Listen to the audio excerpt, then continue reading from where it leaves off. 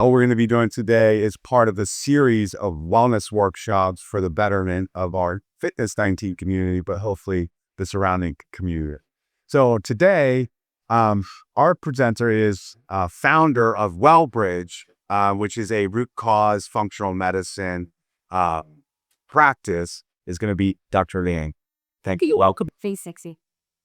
Well, I met Jason a couple months back. Really good connection. I took a tour here, and I really felt like this very neighborhoodly. That's a word, right? So Jason approached me, and he's doing this great series. So I thought, thank you for having me here and having the opportunity to talk to you guys about health and learning. So I chose the topic of recovery and energy. And I asked Jason, what are other people also interested that's related to this topic? And he had talked about GLP-1, so I just thought I'd incorporate that. So let me kind of introduce myself and tell you a little bit about my background. I'm Dr. Jing Liang. I am a board-certified physical medicine, rehabilitation, as well as pain management doctor. So not to eavesdrop, but somebody was talking about they were having back pain earlier, this on the side note. But all my life, for over 15 years, I have been a non-operative orthopedics. Well, what does that mean is that if you have pain and you have joint, muscles, tendons, related issues, you come to see me. And when I do all the things that I can do and you don't get better, you go see my colleague who's a surgeon. So sometimes you're a surgical candidate, sometimes you're not. But over time, what I realize is that I see maybe 120 patients a week for the last 15 years. And I see people coming in with pain that's recurring. And they be having the things that I've been doing in terms of cortisols, injections, rehab. It's not really getting them where they need to be. So a while back, I wanted to look at my own health as well as help my patients and see what am I missing here? Because life is always a learning journey. So I discovered that there are many different areas in which we have an inflammatory response, even though we have no infection. We just kind of feels kind of achy, icky. You work out, you don't recover, you injure, recover, but then you get injured really quite again. So I want to look into the root cause of why people having inflammation and pain. And that's why I left my conventional practice and started my phone clinic in Palatine. It's called WellBridge. So I want to bridge people to wellness because I think the best medicine in the world is to teach people not to need it. And I truly believe that. So just a disclaimer, this is educational only.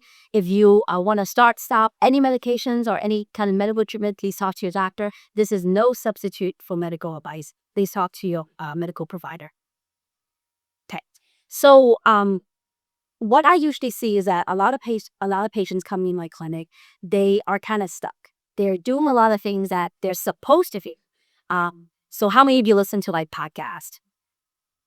Right. So how many people know who Casey means? She wrote a book.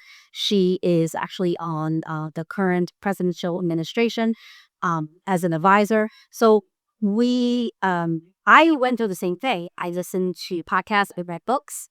I've always found at some point in my time, found out one thing that I think, wow, it's going to be so healthy, right? So at one point, all I did was taking supplements, resveratrol. Maybe it gets me a little bit better, maybe it doesn't. And then I watch my diet. I want to avoid things that's inflammatory. And I do the best I can to move, to work out. But sometimes we plateau or sometimes we just don't get where we need to be. And a lot of times, the first goal is to lose weight. And some people do lose the weight, but they plateau, or some people don't lose weight at all. So we're going to talk about why it happens. So today what we'll be covering is we'll first start with how does your body change over time? As we add a couple years to it, what happens to our energy system? And second, for those who want to lose some weight and are already on GLP-1 or thinking about it, how do we use it correctly? What does it do? What does it not do? And third is how do we improve energy? Because we're going to really talk about where your energies come from and what it actually means, because this is something that you actually don't get to be talking about when you go to the doctor's office. Because when you go to the doctor's office, usually is a wellness checkup, just make sure that your numbers are right and the blood pressure is right and cholesterol is right. Or you have an issue, like looking for help. So looking for intervention. So we're in the business of prevention. We don't want you to seek the help of a doctor because that too often, because that just means that we are not preventing you in the right way. So over time, every decade, you lose about 3% of muscle mass or more if you don't keep up to it. So that has a lot to do with energy system. Because if you lose your muscle mass, you actually lose your ability of how to metabolize your food. So your metabolism actually is down. So you keep more calories than take care. Recovery is also really slow because your energy system is not as efficient. So think about the engine. As the engine ages or had more years to it, the way that it produces energy is definitely not as easily done as when you first had the engine in the first place. And that happens to all of us. We're going to be talking about in the cellularly what happens to these energy systems, your engines, because it goes back all the way to the smallest minute level of your cells. And because you don't have as energy as or produce energy as efficient as you used to, and your body's kind of losing muscle mass, just kind of going with age. And in addition to that, you also have inflammatory triggers around around your environment. All of that makes your body feels different. Even though you do the same exact thing as you did like 5 years ago or 10 years ago, you may not be having the same results. So I just want to tell all of you that, we show up here in a gym. It's really not a lot of effort. Really is about your physiology. And the natural thing is, if you don't get the results that you want, what do we ask ourselves? We just have to push hard. We're not doing enough. So we just kind of doing more and more. But we really need to look at energy system and say, what do I need to do to support my energy system and not pushing more forward? Because this is how people get injury all the time and recurrent injuries. So we cap on top of our energy. Your body is running on energy. Every single cell in your body needs energy. I'm talking, I need energy. I'm moving my hands. I need energy in my nerve system so my brain can tell me that now I'm raising my hand. I'm talking. I need to focus. I need to look at where I need to look at the screen. I need to read. So every single cell in your body needs to produce energy. And collectively, these energies, these cells collectively come into cohesiveness and they become your organ. And your organ needs to produce energy so we can function. You're sitting here, you're looking at me, your attention needs your brain to have energy. So all of this is everything that you experience ties back to energy. Hormones, when we start making hormones, which is these proteins in your body, which they are signals from one part of the body to the other. We need to produce those, and we need energy to produce it. Everything you do needs energy because we are a living beings. So the energy, that the way you feel, is a indication of, are you getting enough energy? Are you producing enough energy? And are you producing it efficiently? And so you look at the body, we're moving, and then you have to look at the cells. And inside the cells, there are these little tiny organelles called the mitochondria, and they produce energy.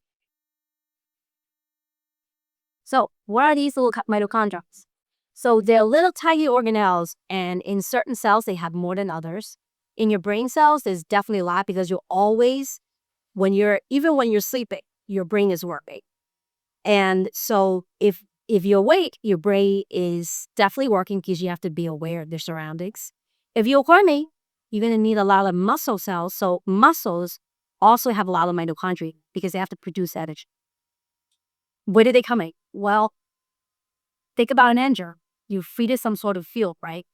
In your car, what do you get? Gas or electricity or both. So our fuel comes from food. Our fuel comes from our air, our hydration.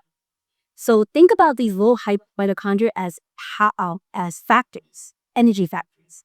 What comes in, you produce an energy, and a byproduct comes out, like an exhaust, right, in the car. What happens if you put diesel in a regular car? What happens when the smokes come out? Not good. They're not good, right? It's not clean. What happens in the power plants? These huge power plants that you see on the side of the highway. I'm from Jersey, so it's all around the side of the highway. So these smokes are coming out of these chimneys. Does the smoke uh, changes color when you know that fuel was dirty? It does, right? Like it becomes dark. That's the same thing with your body. So if you put your fuel in that is not clean, so let's say you eat fried chicken every single meal, and you have very contaminated water. So for our folks who lived in Flint, Michigan, and they have lab in there, what does your byproduct of your energy system comes back? Not clean, right? When it comes out, so all of these things stays in your body. When you have things that's coming out that's absolutely not clean, it affects the way that your body feels and how your information is routed up. So that is really the whole picture. So these little things, mitochondria, they're very sensitive to a lot of things. Just like you have a battery, what happens to your battery life when it's 30 degrees, minus 30 degrees outside? And you still own the test, and it would drop 30%, okay? So that's the same thing. If you think about your mitochondria as a battery or just many little tiny mini batteries, if you have a lot of other external things that's affecting it, it is not going to work efficient. Come sit with that, okay? So when we talked about it is a natural thing to lose 3% or more muscle tone per decade. And then we talk about how our energies are being produced. So over time, you can understand that with all the other factors that is compounding, we're not going to make energy more efficient. And let's talk about inflammation, right? So as we live a longer life, as we're exposed to chemicals, which it's needed because if you have a Christmas tree, do you want the Christmas tree to easily go up with a flame? No, right? So what do they spray on it?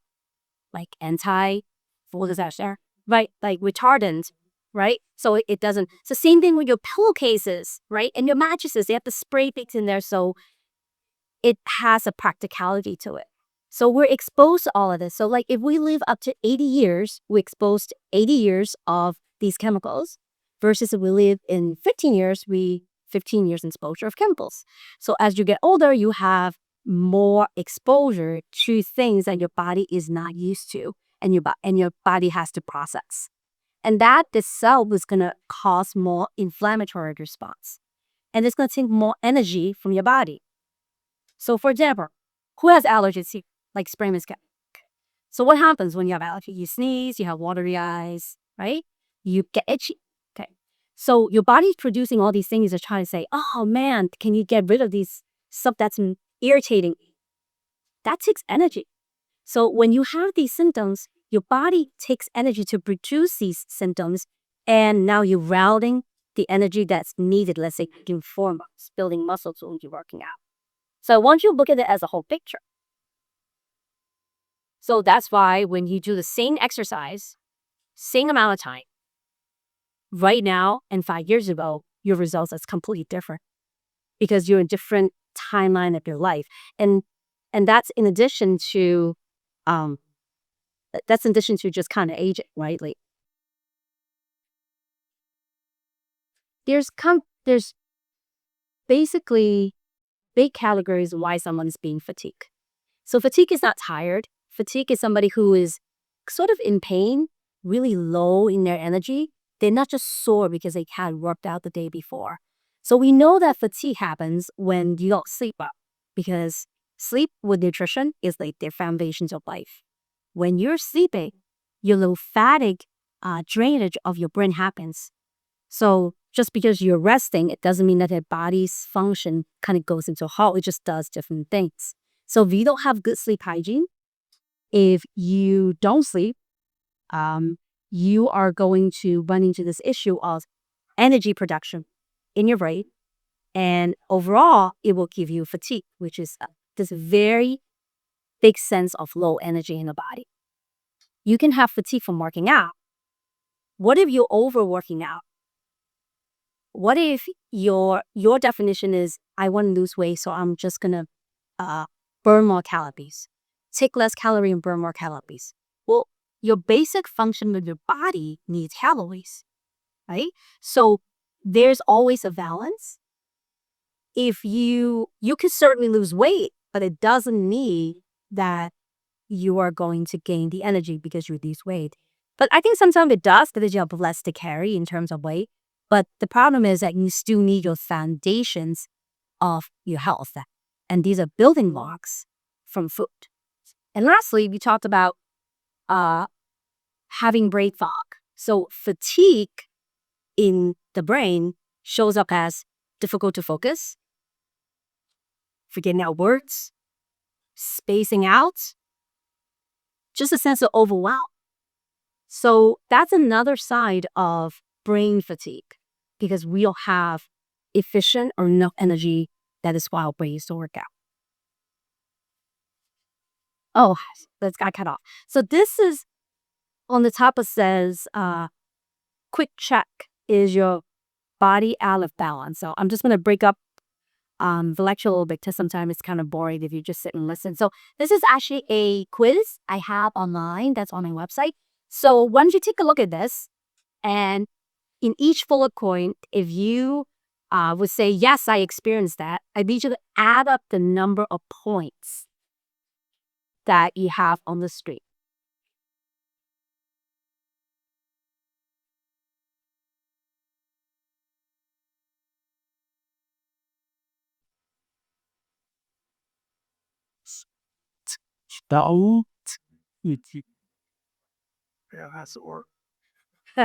You got high score? I'm not sure in this case it's a different. I got 12. All right. Everybody read it? I need some time. Good? Because you're ready for your answer key? Okay. Okay. All right. What's your score? Think about it. Widespread in males.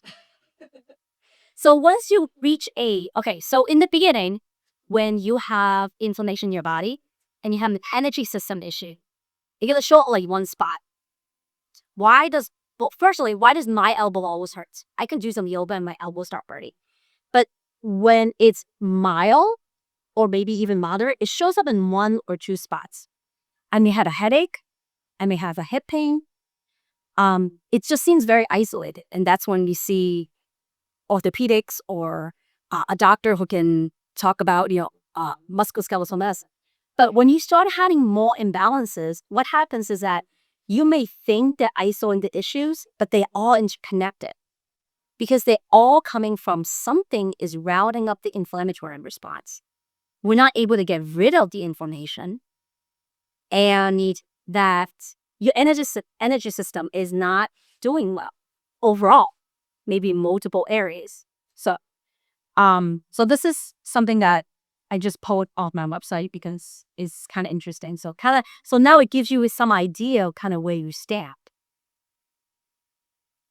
Okay, so I'm gonna break up the topic. What's GLP-1? A hormone is a substrate. It is a protein that's made of protein that your body is communicating, one part of body communicating with the other. So sometimes we use electrical signals. So like right now I'm saying I'm going to talk. So my brain sends electrical signal to my mouth and say I'm talking. And that's pretty quick, right? Electricity. But hormones are these substrates, these are like chemicals that goes from one thing to another. So right now, if something drives through that door, my cortisol, my hormones will go out. It's going to send signals to all of my body when I feel like heart is racing. So hormones work slower, but it is a way that from our one neural body to communicate to the other. It's a natural thing that we do. So when we eat, we secrete GLP-1. These are called incretins. But when we secrete it, it actually is a very short-lived hormone. The way that this is produced pharmacologically is that over the last 20 years, it's been around for a long time actually, they have elevated so that would last longer and longer and longer.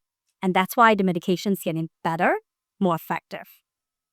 It helps to regulate your appetite in a number of ways. And it also helps to regulate your blood sugar. So we're going to talk about a little bit in the next slide how it was.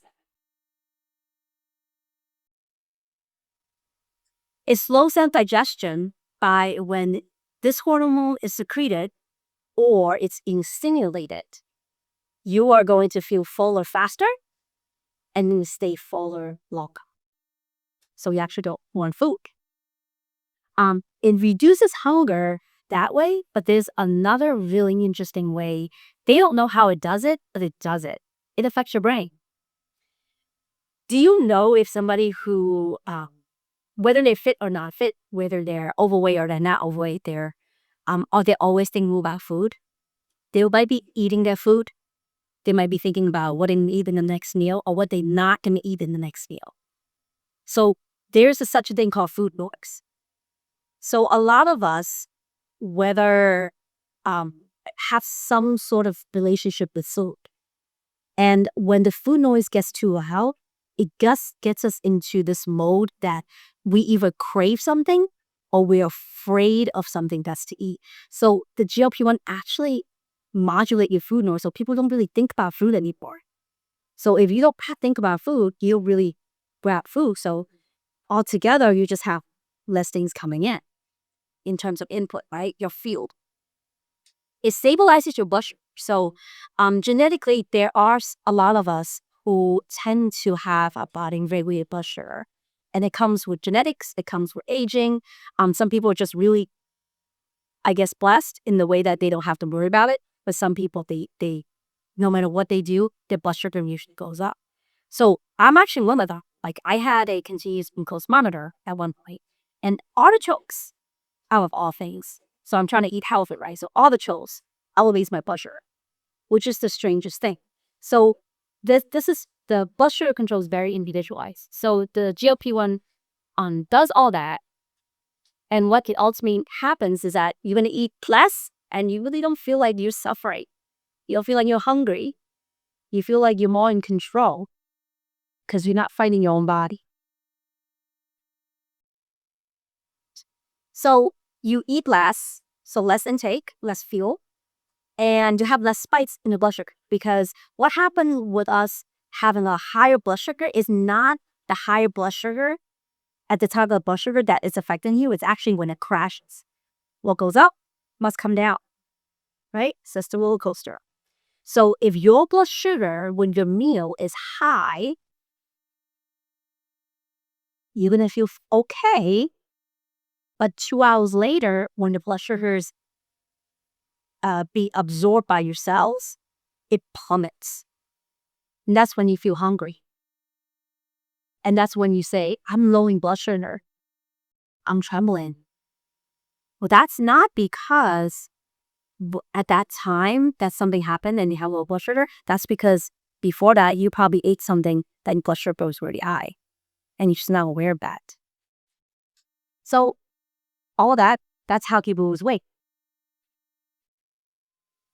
So GLP-1 actually works really well if you use it as a tool, right? So you don't use a screwdriver for every single problem that you have in the household. So do you use a weight loss medication in all cases that needs people who needs weight loss? No, right? Because everything is being individualized. GLP-1 does not fix a number of things. It can definitely get your weight down because then you can start fresh in an area where you can get to where you want to be. It doesn't preserve your muscle. So when you lose weight, some of that is fat. That's great. Adipose tissue. Some of that is muscle. So you have to keep up. when you're on GLP-1, it's really important you work with a nutritionalist, whether insurance pays for it or not, because you need to be able to have enough protein intake. If you're really utilizing all the protein or not, that can matter for another discussion, because most of us have issues with absorption. But we need to be very cognizant and very intentional on keeping our muscle mass when we're on GLP-1s, because we're losing weight. So not only is the intake of nutrition, but we also have to be aware that our body system is having less fuel, so we may even feel more tired. So we want to do things that support that. It doesn't change your decision on the diet. If you're not going to have a good diet, and if your diet is the cause of your insulin or diabetes, GLP-1 is not going to fix that. Because you're all going to need great foundation in your diet, in your lifestyle to support you. And any medication, any supplement, any intervention in life, I think should be viewed in that sense, because your body has an amazing way to heal itself, believe it or not. It does not fix your lifestyles. If you don't want to stretch, if you don't want to move, it is not going to fix your mentality about exercising and helping your circulation.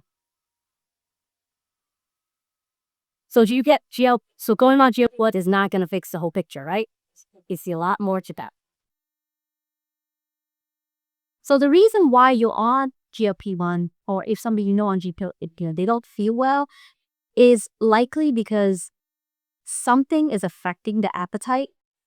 So remember the Luke you eat, it usually has GLP-1 secreted, and then they don't feel hungry.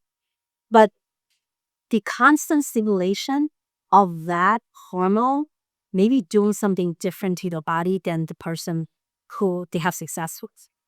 Or also their food noise. So you have to really think about it as a whole picture.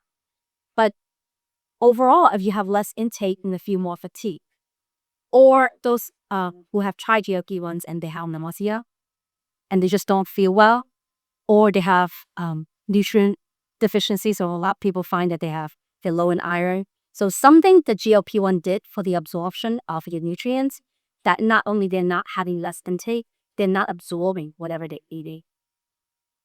So because you have less energy, you're going to have less energy production, and then you have lower recovery. So just because you're losing weight, it doesn't mean it's the same as living in good health. So what's the real goal here? The real goal is, sure, we should lose weight. We should lose the right amount of weight. And hopefully, we want to gear that towards more adipose tissue, fat tissue. But the real goal is we want to feel better. We want to feel like we have more energy. We want to show up as somebody who is intentional and able to do the things that we want. We want to have the strength to do different activities. We definitely want to function the way we want to function. So if you have kids, we have grandkids, we want to be on the floor with them. We want to do that. And we want to have a long-term impact in our health. Not just losing this weight and not change other things. But we want to use it as a tool to help us reset. So it's just not about the number on the scale. It's about everything else. Don't lose the weight, build the energy. Because if you build that energy, everything else will come. And I'll show you why. Okay, first, the nutrition. Protein is very, very important if you want to build muscle and protect your muscle. Whole foods, things that are not coming out of a box, is important. But you can't avoid it. All of you guys probably, maybe one person did it, but all of you guys remember Twinkie and how long the Twinkies last. Right? What's in that Twinkie that made it last? And what's in that Ensure or Boost that's on that shelf that lasted 2 years, that when you are malnourished, your doctor or your parents, they say have a drink, but the expiration date is 2 years from production. What's in it? Things that keeps it drinkable. So if you can, even if it's boxed, maybe look at something that needs refrigeration. Maybe something that expires the next month. Kind of also force you not to waste food, right? You want to have good nutrients. The key nutrients that help the mitochondria, that powerhouse of the cells, of the organelle. They're going to be magnesium, there will be B vitamins. So when we have food, our body breaks it out into different smaller units. And the nutrients, the macronutrients, which is your carbohydrate, your protein, and your fats, they're going to be absorbed. But there's also micronutrients, and there's also enzymes and cofactors. So these things need to be broken down for our body to absorb it and then give it to our mitochondria. And so now it can make energy. We have to move, and we don't have to do anything intensely at all. I think that what we should think about is, how do we feel at this moment of time? And it's okay not to lift as heavy as we did last week. There's half this are men here, half is a woman, and some of us are still ovulating. So especially when I tell my younger woman patients, is that if you are in certain time in your cycle, you can lift heavy, you actually have the better results, versus you want to do more lightly stretching, more yoga, things like of that sort. It's the same thing with everyone. If you're ill, you're not feeling well, you run down, or you have so much mental stress, we're burning out, it's probably not a big time for you to, lift really heavy, unless that is your outlet of stress. So everyone is different. But you want to be more consistent instead of saying, well, I'm definitely going to lift a lot more next week, and this week that's my goal. You just want to be consistent in movement. Because even if you walk or stretch or be on the floor because you don't feel well and just stretch, that's going to help with your circulation and helps you with lymphatic drainage. And that's how vibration kits work, by the way. Helping me with lymphatic drainage. So this is really, really important, and that's how my clinic is being built based on, to help people regulate the nervous system. So every day we go through this, and we have a accumulation of things that we're nervous about that you're not even aware. So of course I'm giving this talk, I'm nervous. But when I'm driving, I'm also kind of nervous because now there's I see a yellow light. What do I do? Am I going to slow down? Am I going to go? And if I'm going to go, am I going to be afraid that as I'm crossing the intersections of a turn red, right? So all of these little mini things, what if you saw the pet, ran out the guard? That's a little bit of stress. So it's accumulation of stress. And not to mention there are these macro stresses, these very, of those who ever been in the military, of these traumatic experiences. Even if you're not in combat, even if you're not in the war, I think basic training is enough of a trauma. And just recognize that the brain gets fatigued because with everything that else is going on, it's going to affect the way that your energy system is being produced. But also resting doesn't mean that you are recovering. It is one part of recovery. But calming is really needed for recovery. Because that regulation of your nervous system, that calmness that your mind feels, that you're in the zone, that's what brings recovery. And that's what allows your body to optimize its function.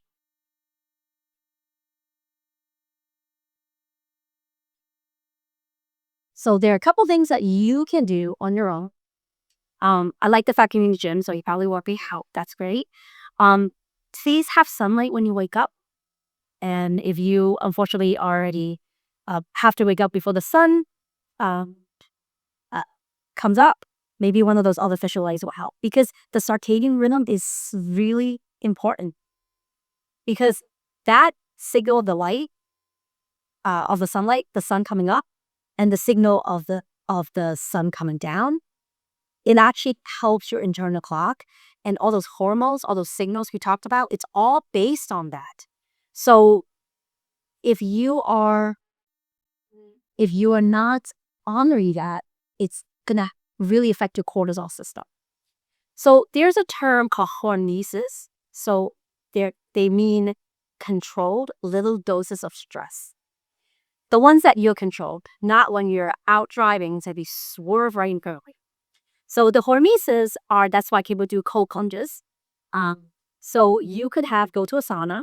So it's hot, it's not as comfortable as 70 degrees, but that little doses of control stress is going to help your mitochondria to have more efficient energy production, and it makes more mitochondria. So it's the same thing as cold exposure. So that's why people do cold plunges.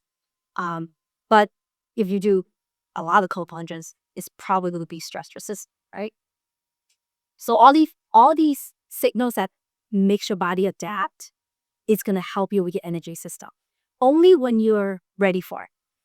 If you're sick, if you can't even walk on the treadmill for 30 minutes and you want to do that, it may not be the right time. So we really talked about recovery.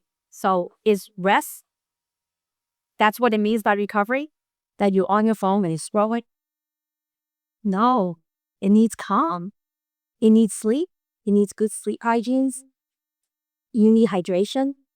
You need good hydration, good clean water. Fuel of life, food, sunlight, air. 3 basic things. And if you work out, you need to honor your rest cycle.